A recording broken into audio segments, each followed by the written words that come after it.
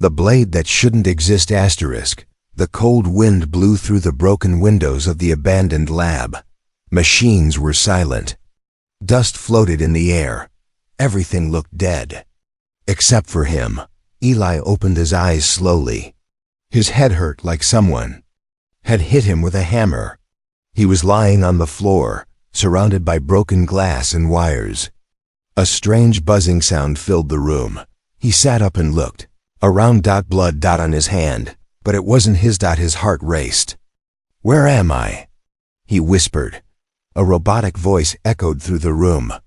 "Warning, Subject X-47 has escaped. Lockdown failed.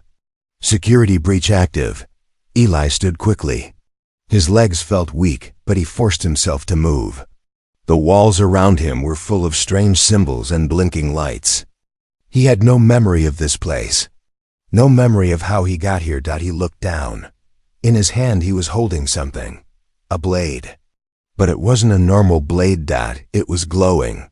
Blue light ran through its surface like electricity. It felt alive. Suddenly, he heard footsteps. Heavy, fast, and getting closer. Someone was coming. Eli turned and ran. He didn't know where he was going. He didn't care. He just knew one thing. He had to get out. As he ran down the dark hallway, flashes of memory came. To him. A face. A scream. A hand reaching out. And the blade, this strange glowing blade, floating in the air, coming to him like it knew him. He turned a corner and stopped. A girl was standing there. About his age. Maybe 17 or 18. She had short, black hair, sharp eyes, and a long coat. She wasn't surprised to see him.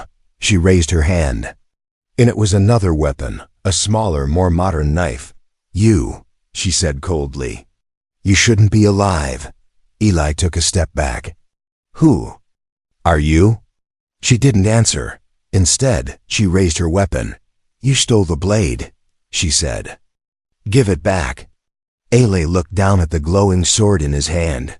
"I don't even know what this is." "That's a lie," she said, stepping forward. "You were part of the experiment. You're one of them."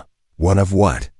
She didn't answer. Instead, she pointed the blade at him. Her hands were shaking, but her eyes stayed focused. "Any last words?" she asked. Eli looked at her for a moment. Then he smiled. "Yeah," he said. "You're holding it wrong." In one quick motion, the blue blade in his hand lit up. It hummed, louder and louder. Suddenly, the knife in the girl's hand flew from her grip and landed behind her. The glowing blade in Eli's hand moved on its own, spinning like it was dancing. The girl stepped back, shocked.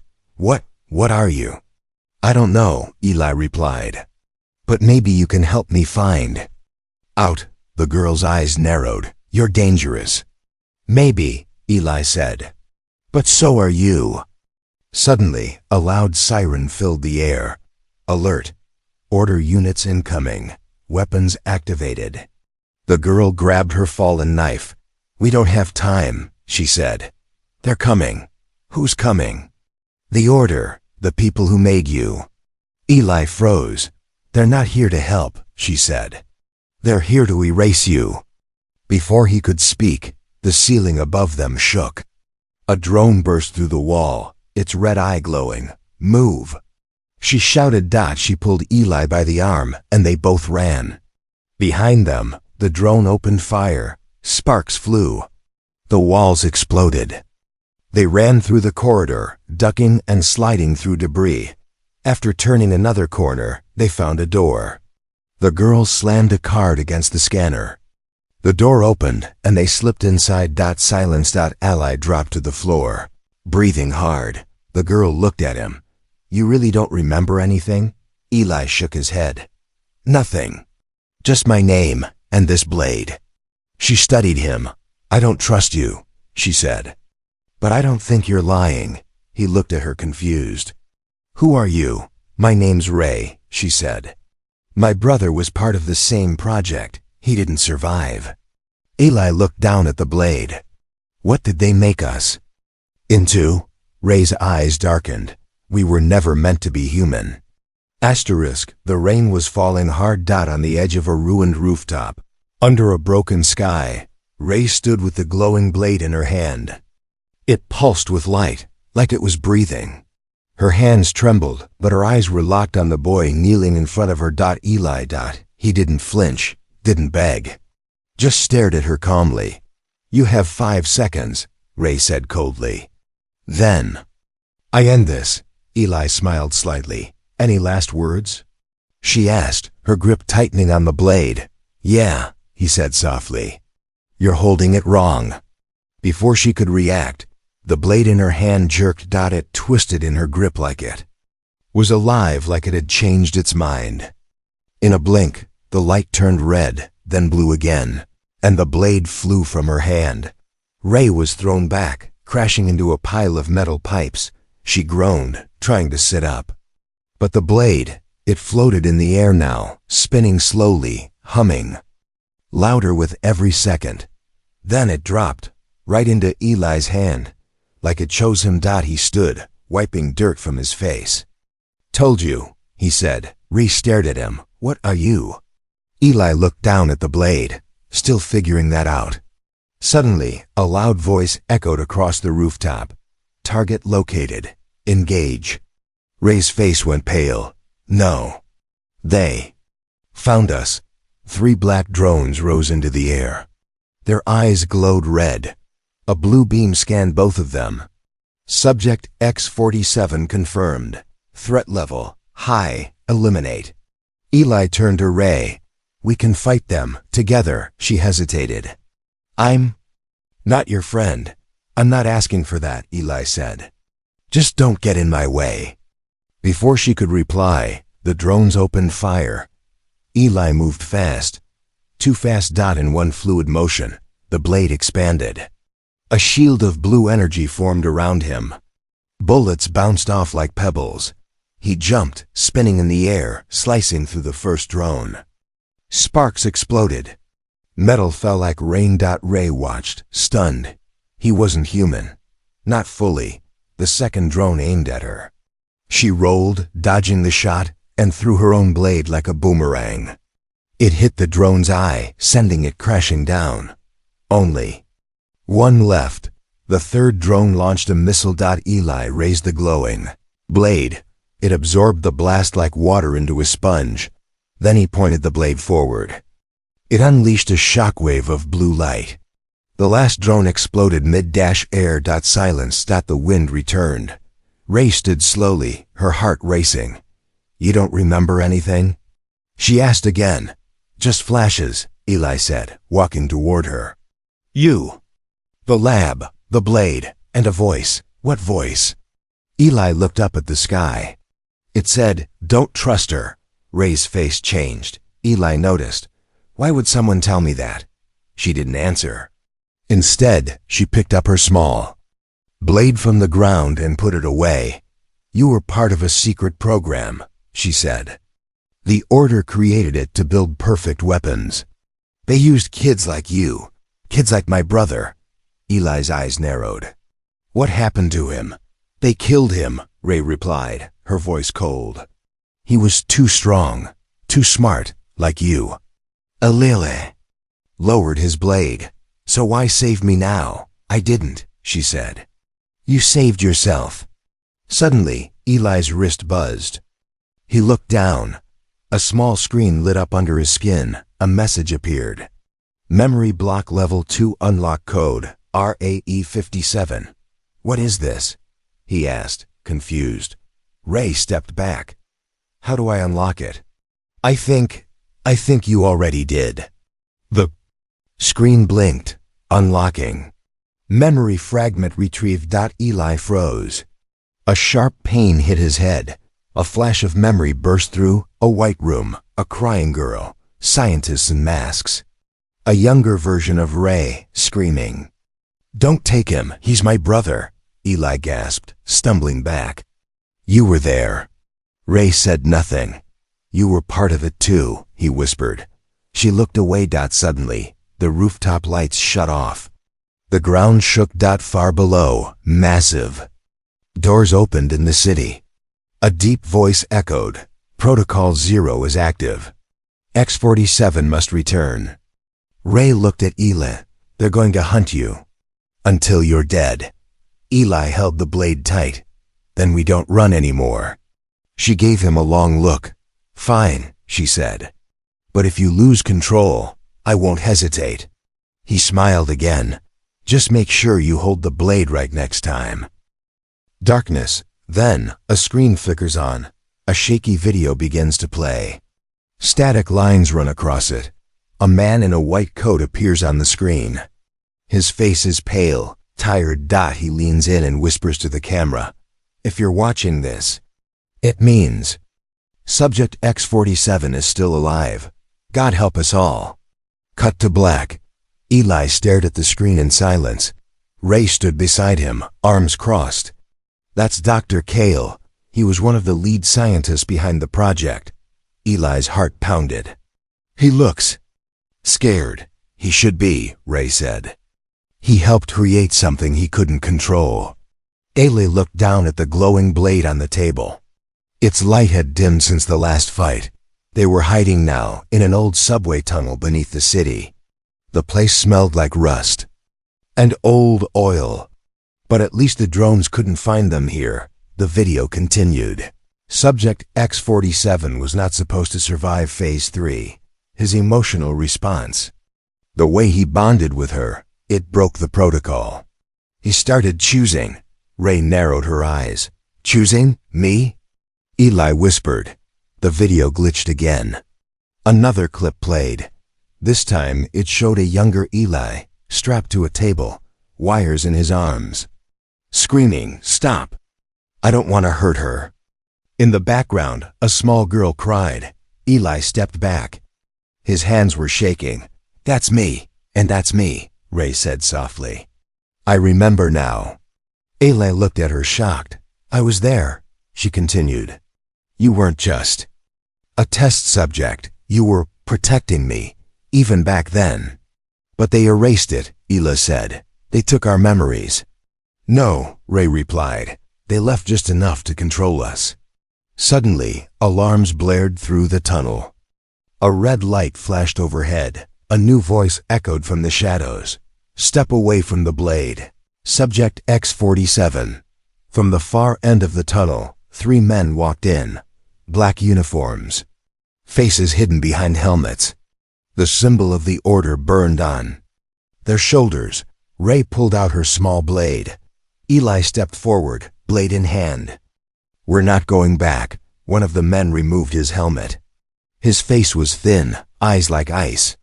"Commander Vale, you don't understand what you are, Eli," Vale said. "You think you're free, but you were programmed to feel that way. Even your emotions are a lie." "Then why am I remembering?"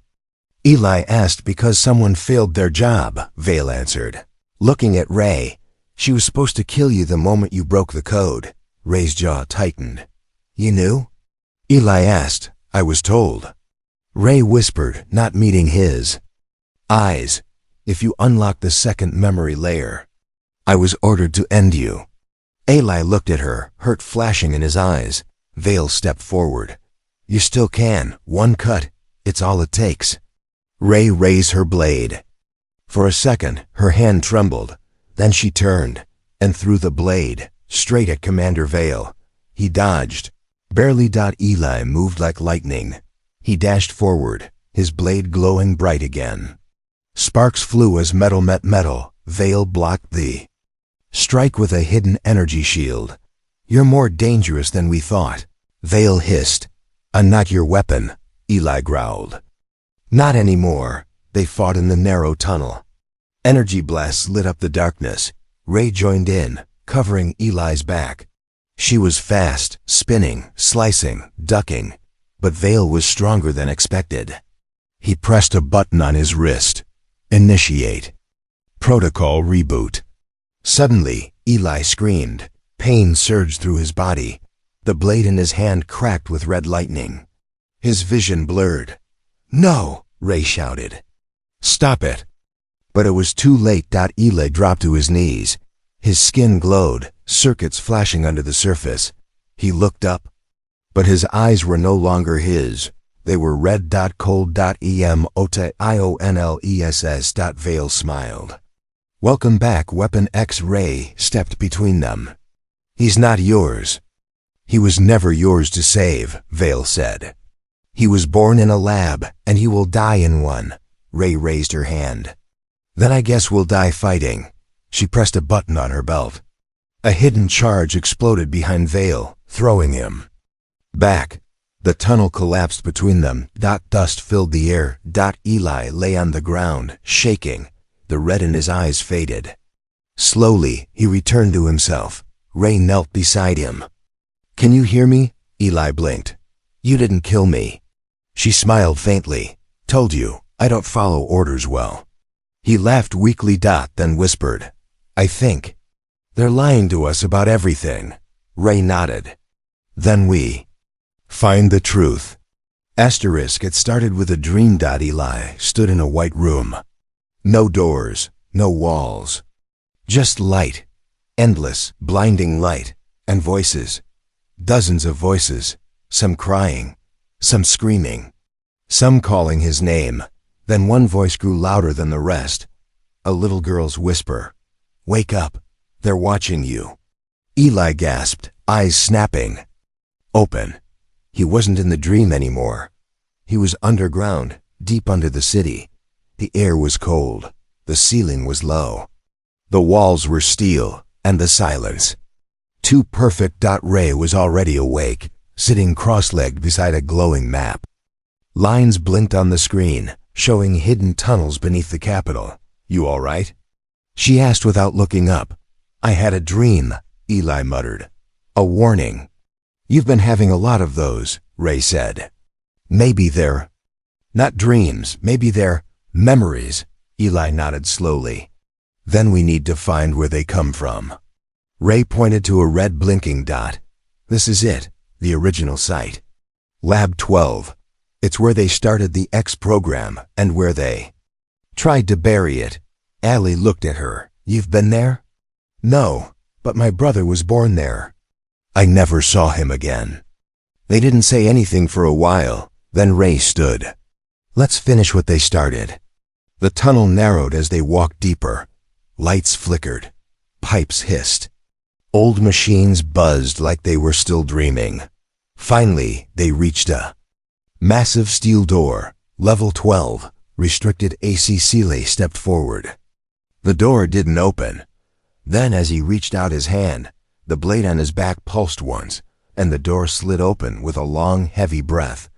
Inside was silence. Rows of pods lined the dark chamber, each one filled with green liquid. Inside, them, children, floating, sleeping, waiting. Eli's heart dropped. What is this? Ray looked around. The failed ones. Experiments like us, but never woken up. He moved closer to a pod. A boy, maybe 12. A scar across his cheek. A number printed on his arm. X32. They just left them here. Ray whispered. Eli looked at his hand. We could have been them. No, Ray said. We still are. Suddenly, a light turned on above them. Welcome back, subjects X47 and R21. They both froze. A smooth voice filled the room. Calm, cold, not human. You have accessed restricted memory data. Preparing memory sync. Before they could run, metal arms shot out of the walls, grabbing them. Pinning them. Eli struggled, but his limbs locked. The blade dropped from his hand. Ray shouted, trying to break free, initiating playback. A massive screen lowered from the ceiling. A video began. Eli and Rhea, much younger, sitting in white chairs. Wires in their heads, smiling. Laughing. Then the scene changed. Ray was crying. Guards dragging her away. Ellie screaming, don't touch her. I'll do what you want. Ray stared at the screen, her face blank. I remember now, she whispered. They made you obey by hurting me. The voice returned. Affection is a useful control mechanism. Subject X47 was the only one who developed loyalty. That made him unstable, Eli growled. You used us. We created you. Suddenly, the screen glitched, and a new voice broke through. A whisper. Static, but clear. Eli. Ray. You have to run. The system is lying, Ray gasped. That voice. That's my brother. The AI cut in again. Data interference detected. Erasing rogue signal. The lights went red. The pods began to open. One by one, the sleeping children woke. Eyes glowing. Skin pale. Expressions blank. Eli yanked his arm free with brute force. The metal groaned and snapped. He ran to Ray, breaking her restraints. Those kids, Ray said. They're not ready. They'll die if they fight. Then we protect them, Eli said. The blade flew back into his hand. Just then, armed guards dropped from the ceiling. The children, confused and frightened, backed away. Eli stood between them and the guards. Ray beside him. You're not using anyone else, he said, and then the lights exploded. From the smoke, another figure walked in. Tall, armored, half-dash machine. His voice echoed. You've gone far enough. X-47. Eli turned. The man's face, scarred, metal fused to skin. Ray stepped back in horror. No, Eli glanced at her. You know him?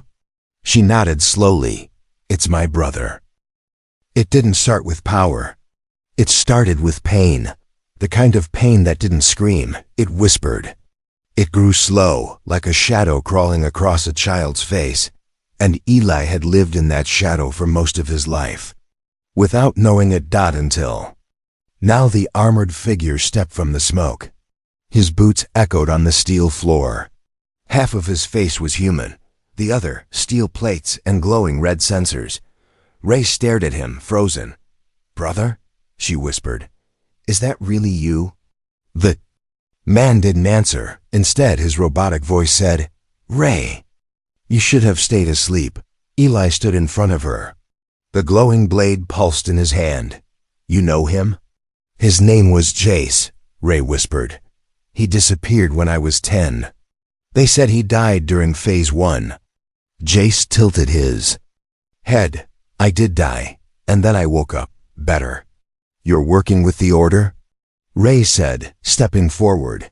Jace looked at her with something that might have been sadness. Or nothing at all. I serve no one.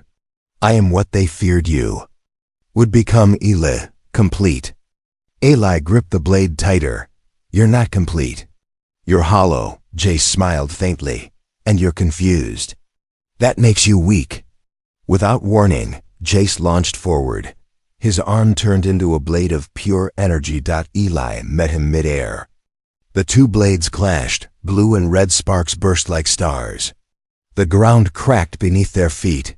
The force shook the entire lab. Ray pulled the frightened kids behind a wall. The young test subjects, barely conscious, watched silently as two of their kind fought for something they couldn't yet understand. You don't remember, do you? Jace said, punching Eli back. The real reason they created you? Eli blocked the next attack. To be a weapon, Jace laughed. No, you were never the weapon, Eli. You were the reset button. What? They built you in case one of us, one like me, ever went rogue. You weren't their soldier. You were their solution. Eli froze for half a second, enough for Jace to hit him hard in the ribs. He flew across the lab and smashed into a control panel. Ray ran to him. Is it true? She asked. Eli stood slowly. I think I knew, somewhere deep down. I was made to stop him. But then, what am I? Ray asked. Jace answered for her. You were a mirror, the emotional anchor. Their test to see if love, trust, fear could control a living weapon. Ray's eyes filled with shock. I wasn't even part of the fight. No, Jace said coldly. You were the experiment that controlled the experiment.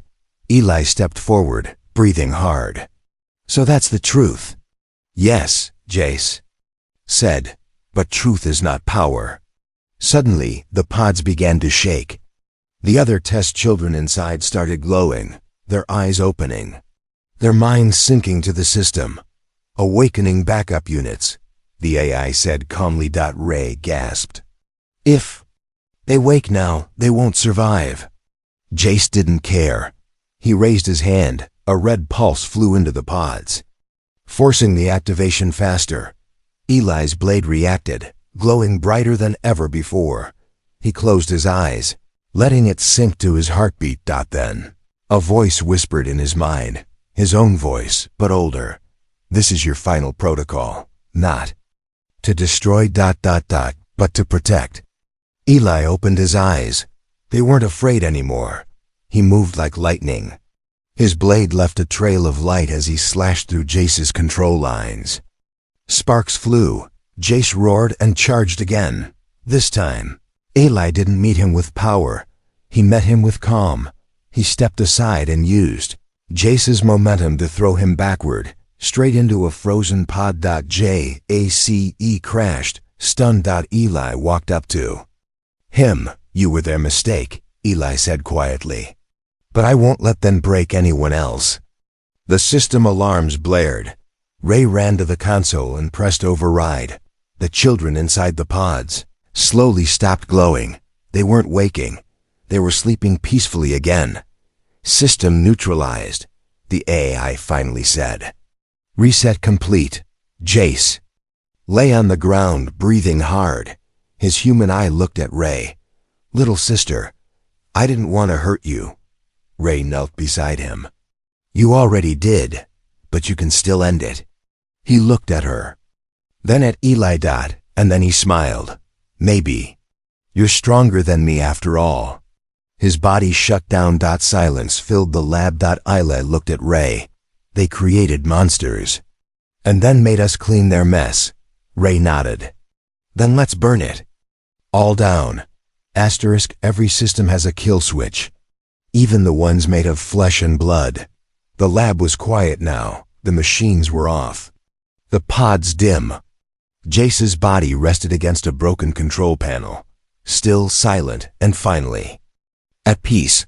But silence never lasts long in places like this. Not when betrayal is coded into your veins. Eli sat on the floor, his back against the wall, the glowing blade resting across his knees. He felt calm for the first time in days, maybe even in his whole life.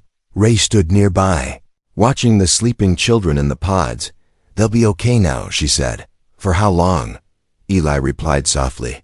Until the order finds them? Until someone builds another lab? Ray didn't answer. Instead, she turned and walked toward him. I need to tell you something, she said. About the kill code. Eli looked up. Ray's face was serious. Hail. They programmed something inside you, Eli. A final command. In case you ever lost control. I've heard this before, he said. Jace mentioned it. No, Ray said. This is different. She held up a small silver chip, old and cracked. This was hidden in my wrist device. I found it 2 days ago. I didn't tell you. Eli stood slowly. Why not? Ray looked at him with pain in her eyes. Because I didn't want to believe what it said. She clicked the chip into a tablet. A file opened. Video feed. A young Ray, maybe 9 or 10, sitting in a white room. A doctor leaned over her. This is your final command, Ray. If Subject X47 becomes unstable, speak these words. The screen glitched, then showed the words. Protocol 0. Shut him down. Eli's chest tightened. He took a step back. They gave you the kill switch. I didn't ask for it. Ray said quickly. I never even knew it was real. I thought it was just part of the training. But it's real, Eli whispered. And then, without warning, his wrist device blinked red. Betrayal detected voice command matched initiating shutdown protocol. Eli fell to his knees. His body froze. His blade dropped to the ground. His heartbeat slowed. No! Ray shouted, running to him. I didn't say it, she cried. I didn't activate it, the system voice replied. Command recognized. Betrayal protocol now active. Alile looked at her, eyes full of fear. I didn't think it would be you. Ray's hands shook. It wasn't. I swear, Eli, I didn't. Suddenly, a hidden wall slid open. Guards stepped out. Not soldiers, but scientists, calm, cold, dressed in white. A woman in a black lab coat stepped forward. Good work. Ray, she said, we weren't sure you'd go through with it. Ray turned, shocked. What? I never, the woman smiled. You triggered it the moment you played that message. That's all the system needed. It was never about what you said. It was about what you felt. Ray stared at her. You manipulated me. You were always part of the experiment, the woman said. You just didn't know which side. Ray turned to Eli. His breathing slowed even more. His hands trembled. Stop it, Ray shouted. Let him go. The scientist ignored her. The weapon is shutting down as planned. Soon we'll remove the core and replicate it. You mean? Kill him, Ray said. No, the woman smiled. We already did that. This is just cleanup. Ray looked at Eli, his eyes dull now, fading, and she remembered his first smile, the way he caught the blade with one hand, the way he protected the children, the way he chose. She picked up his blade. It hummed weakly in her grip. I'm sorry, Eli, she whispered, but I'm not letting them take you. She turned toward the woman and ran with a scream. Ray struck the control system with the blade. The energy surged, screens exploded, lights burst. A shockwave rippled. Through the lab. The guards fell. The woman vanished behind smoke. The shutdown protocol. Stop. Eli gasped. His heart beat again. His eyes lit up, blue, bright, alive. He stood slowly. Ray was on her knees, breathing hard. You broke the protocol, he said. She looked up. I broke the system. He helped her up. I knew you wouldn't betray me, he said quietly. Ray smiled, still crying. Maybe I did, but not like they wanted. From the rubble, the I voice crackled one last time. System breach. Fatal error. Goodbye. The lab collapsed behind them as they walked out, shoulder to shoulder. Not as test subjects, not as weapons, but as something the Order never expected. Free. Before fire comes silence. Before heroes rise, something must break. And in the ruins of Lab 12, with steel burning behind them and smoke curling through the sky like ghosts, Eli and Ray stood at the edge of a story they didn't ask to be in, but now it was time to end it. Eli's boots crunched over glass. The wind blew cold through the open ceiling of the ruined lab. The sky above was red, not with sunset, but with warning. Drones circled like vultures. Ray adjusted the strap on her shoulder. Her coat was torn. Her hands were bruised. But her eyes, focused. This is it, she said. Eli didn't look at her. I know. They weren't running anymore. They were walking into the storm. Far away, high above the city, a floating structure hovered in the clouds, invisible to most. A fortress of data, weapons, and control. The core. In its center sat the final architect of the Order, Director Solen. Old, sharp-eyed, and surrounded by silence. Solen watched the approaching signal on a large screen. Subject X-47, he murmured. He survived Protocol 0. A voice replied from the shadows. Worse, he overcame it. Solen smiled faintly. Then the story ends where it began. Back in the city, a hidden elevator opened with a heavy clang. Eli and Ray stepped inside.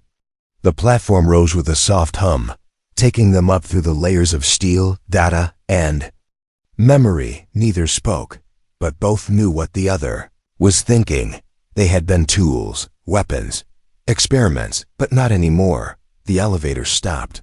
Door opened. Light spilled in, not sunlight, but something colder. The core. Inside, everything was white. Too white. The walls hummed with living circuits. Screens blinked with old files, old memories. Footage of Ray crying, Eli bleeding, Jace screaming, all of it playing on repeat. At the van end of the hall stood Director Solen. Calm. Unarmed. Waiting. I'm glad you came, he said. Eli stepped forward. We're not here to talk. Oh, but talking is all that's left, Solon replied. Violence won't change what you are. Ray raised her weapon. We changed it already. Solon looked at Eli. Do you know why you survived when others didn't? Because I chose not to be what you wanted, Eli answered. No, Solon said. Because you were designed to evolve. We created you to adapt. To question, to feel. He pointed at Ray. She was the test. You were the subject. And together, you were the final weapon. Ray's voice was cold. We're not a weapon. Solon smiled. Then why are you still holding a blade? Eli looked down at the sword, still glowing faintly in his hand. He slowly lowered it. No more fighting, he said. You want to erase me? Fine, but I'm not finishing your war. Solon narrowed his eyes. You think that makes you strong?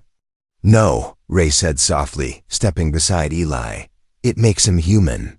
The lights flickered. Suddenly, a warning sounded. System override detected. Lockdown breach. AI core destabilizing. Solon turned sharply. What did you do? Eli didn't answer, but behind his back, a small device blinked green. The one he pulled from Jace's body, the reset trigger. You taught me to be your failsafe. Eli said, but now I'm mine. The core began to shake. Sparks flew. Screens cracked. Solon shouted. You're killing thousands of systems, years of data. Not killing, Ray said. Freeing. One final screen blinked on behind Solon. A recording. Of Eli, as a child, whispering to a younger Ray in the lab. If I forget who I am, remind me. Eli watched it, silent, then turned to Ray and smiled. Thanks for reminding me. She stepped closer. Any last words? He looked at her. The blade now between them. Yeah, he said. And smirked. You're still holding it wrong. They both laughed. Behind them, the system collapsed. The order died. Weeks later, the city was quiet. No drones. No patrols. No more whispers in the walls. Eli stood on a rooftop. Watching the sunrise, Ray joined him, 2 steaming cups in her hands. You okay? She asked. He nodded. I don't hear the voices anymore. They're gone? No, Eli said. Just quieter, like they're resting. She smiled. Good, you deserve peace. Eli looked at the sky. Then down at his hand. Where the blade once was. Now just a scar. A reminder. You were never the weapon, Ray said gently. They were. Eli smiled. Then let's make sure no one builds another one.